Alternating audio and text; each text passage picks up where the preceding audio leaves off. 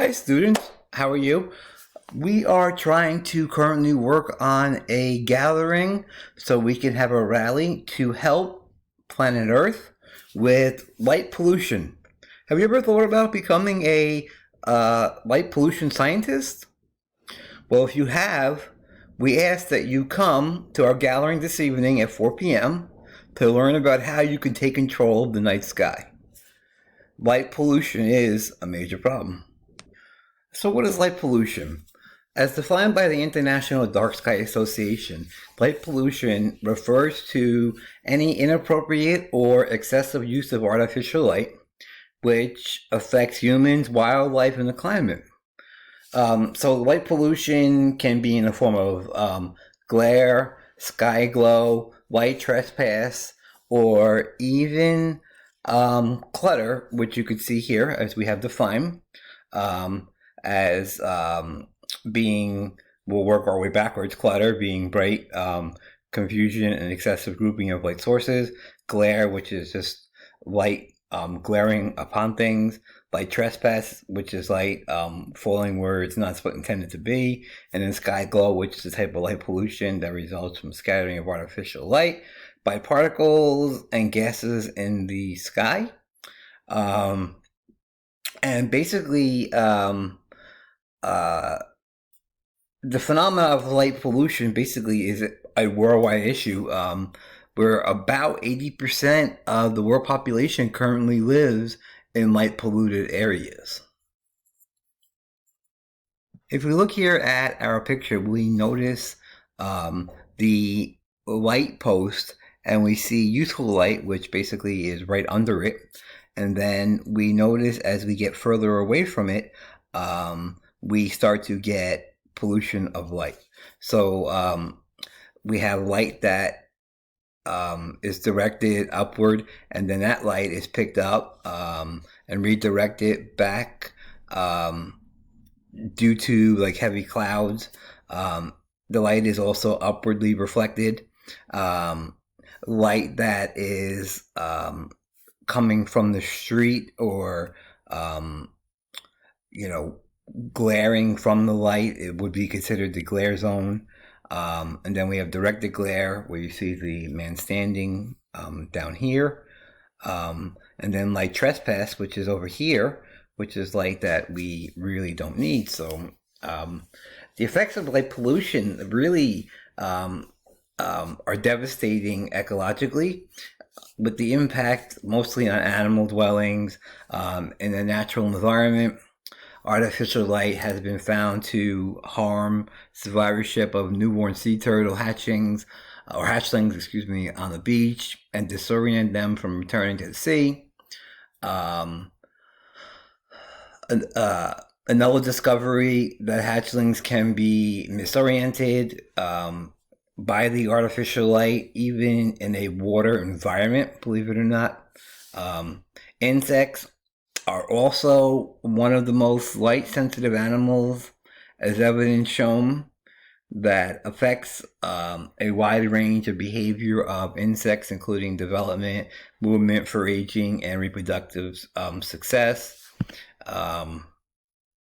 It's also found that white light LEDs may have greater adverse impact than our traditional sodium lamps, which may be potentially due to wider light spectrums from the LED. And then basically artificial light is in the natural environment may even interfere with the ecological interactions among animals such as bats and insects. Most bats species exhibit light avoidance behavior, and some insect species are attracted to the light, which therefore basically changes foraging behavior and predation risk of the prey. So why does light pollution actually happen? Most environmental pollution on Earth comes from humans and their inventions. Take, for example, the automobile, or that miraculous human-made material, plastic. Today, automobile emissions are a major source of air pollution, contributing to climate change, and plastic fill our oceans, creating a significant health hazard to marine animals. But what does that have to do with anything? Well, we have the electric light bulb. Thought to be one of the greatest human inventions of all times, electric light can be a beautiful thing, guiding us home when the sun goes down, keeping us safe and making our homes cozy and bright. However, carbon dioxide emissions and plastic, too much of a good thing, has started to negatively impact the environment. So light pollution basically is the excessive or inappropriate use of outdoor artificial light, and it's affecting many people's behavior, like wildlife and humans. And as you could see here, we have some of the major causes of light, street lights, advertising signs, sports stadiums, buildings that are lit up at night. So I always tend to think about New York because that's where I'm from, and we have all these different things here. And as you can see to the left, I have a picture here of the different types of light. And we have, it goes from very bad to the best. Very bad would be a light that is sort of emanating all around the lamp. Bad would be light that is sort of emanating outside of the lamp, but not all directly up. Better would be something that had some sort of a hood cap on it and only kept the light into a particular area. And best would be strictly under that light cap that eliminates just that area. And then the next thing is light pollution and how it's measured. So there's a couple of ways. The first is via satellite. Satellites in the sky, they run over Earth, and they ultimately measure the amount of reflection that they're getting from the ground up. The second is the sky quality meter, which we would like you to come to tonight at 4 p.m. And we're going to start training you on how to use that, which we'll talk more about. And some mirrorless cameras and some very powerful digital equipment that help really get a good shot at the various different pollutants in the air. In the sky at night. We also must keep in mind that we have various strengths of light source and light pollution in different areas of the world as well. So if you go to a place that's less urban, you're going to find less light or less pollution, as opposed to an area that is more urban, like New York City, where you're going to find a lot of light. And as I was just talking about the effects of light, sky glow, which is one of the more predominant issues that we currently face in terms of the various different pollutants. We have a picture here that shows from 1 to 8, 1 being a great sky where you see little to no pollutants whatsoever, and then you go all the way to 8, where you come to, like I said, Manhattan or the city, and if you look in the background, you see that yellow hue, so to speak. That happens to be the pollution from the city suburbs and the bright suburbs. So, and it gets less and less severe as we go to different areas around the world. So we have more or higher polluters than we do in some places than others. So this is where you come in as our activist. We need to get as many people on board. We need to get elected officials on board. We need to get ourselves and people around us to begin using different methodologies of light sources to help. We need to get motion sensors, and we also need to ask to have motion sensors implemented. We also need to remember to turn lights off when not needed. We need to remember to ask for low glare and energy efficient lighting if we can. We need to keep adopting dark sky policies that limit ultimately the use of outdoor lighting in certain areas. So, for instance, after dusk, parks are closed, so there shouldn't be any lighting on them. And ultimately, at nighttime, if nobody's in a school or in a school building, there shouldn't be any lights on. And we should be using sensors, so if somebody happens to be there, the sensor turns the light on and off as the person comes and goes. Next is, as I said before, we're going to be reaching out to officials to ask to make light pollution a top priority. And what happens is the efforts all together can help protect the environment, help conserve energy, and preserve the beauty and the wonderful view of the night sky for future generations to come. And this is what we will be working on this evening. So you're probably saying to yourself, whoa, this graph looks a little wacky. But how do we combat light pollution? Number one, in one of the research studies that we have, that we've read, it has been shown that the sky quality meter is used, but on many occasions it's used incorrectly. So the data that many people are contributing is not actually correct. So tonight, what we hope to do is give you a sky quality meter and actually show you how to use it correctly. That's number one. The second thing is we're going to show you how to add data to the Globe at Night database. And that also helps because when we figure out where areas of higher pollution exist, we can then refer to these areas and help the people in these areas actually reduce some of the light that they're giving off. We could ask that we reduce the use of decorative lighting, use covered bulbs that light faces downwards, so that would be with like street lamps and so forth. The use of LED bulbs, the use of automatic systems to turn off street lights at certain times.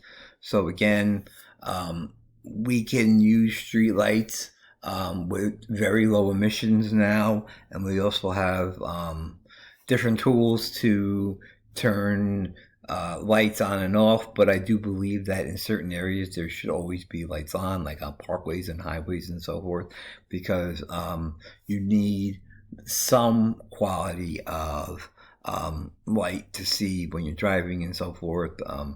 Also, because of a wildlife issue, is animals running in front of your car, like a deer, or just being able to see. Not only that, the idea of your high beams coming on, if you have no available quality light on the highways, you will ultimately get this glare from the high beam, which could be worse than a street light. So that's another way. Have all the information and facts about light pollution, so when others ask us what is it and what's happening, we're able to tell them right away. We understand that the problems are four big ones, which is the four that we had mentioned before, and the night glow and the different variants that spill light into the atmosphere, and understand how that works. The development also better or more advanced alternatives to cruise to cruises, lighthouses, and ships, which a lot of people don't realize that they also emanate a lot of light. But we don't really think about that one. That's a pretty big one there. Refraining from light trespass, glare-free lighting for vehicles driven at night. Again, that was with the high beams and so forth. Also, I've seen that a lot of younger drivers like to add extra lighting to their vehicle, and this extra lighting is ultimately releasing and emanating high volumes of pollution because they use very, very, very high wattage of bulbs and light. And so they're strong and they're just releasing energy. And what they do is they run. Also, we think of police vehicles and emergency service vehicles. They also release high light emissions. Although they do have the ability to turn down the intensity of their lights at nighttime, they still do release a lot of light pollution because of the brightness for officer safety, so they're not injured. All outdoor lights with glare should be replaced. Color lights can be used as an option. Purchase IDA-approved light fixtures, so they help. Avoid the lights at night. And use glow stones and different types of things like that for all your outdoor night lighting. And use also light absorbing or solar lighting to help light walkways and so forth, as opposed to having lights that are running all the time that don't kind of have a dome over them to help keep the light in one place, as opposed to getting that glare outside of them. So here are some of the references that I've used. Hatton Batch and the International Dark Sky Association are two very important articles, but the rest are also important, as they all have contributed to this work that I've done. And I do want to remind you to please come down today at 4 p.m. so we can begin training you on using the light meters, and we can start getting much better measurements of how bright or how low the light is occurring in the sky. Because when we think about satellites, it's very difficult because they're looking from the sky downward. If we're able to measure from the ground up, we're able to add the two measurements together and get a much more accurate depiction of what's really happening out there.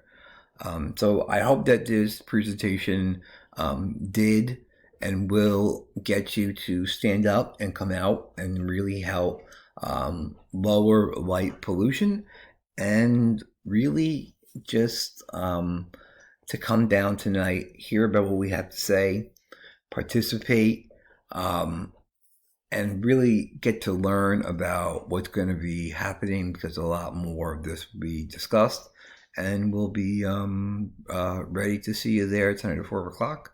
Pizza and drinks will be served, and again, you'll receive a sky meter and be taught how to add data to the appropriate databases. Thanks for listening to my speech and my spiel for all this time. I hope to talk to you soon. Have a great day. Bye-bye.